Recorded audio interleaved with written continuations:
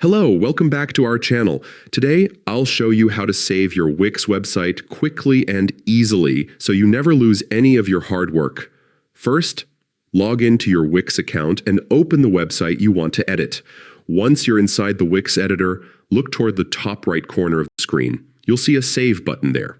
Wix usually has autosave turned on, whether you're using the classic editor or Wix ADI. This means most of your changes are saved automatically as you work. But here's the thing.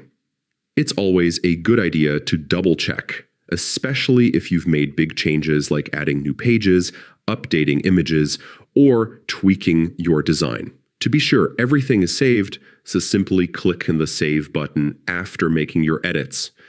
Right after you do, you'll see a small confirmation message letting you know that your site is saved successfully. Every time you click Save, those updates will also sync to your Wix dashboard, so the latest version of your site will always be ready, even if you switch devices or log in from a different browser later.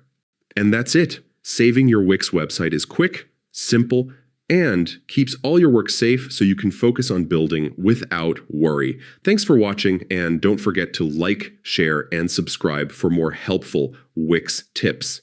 See you in the next video!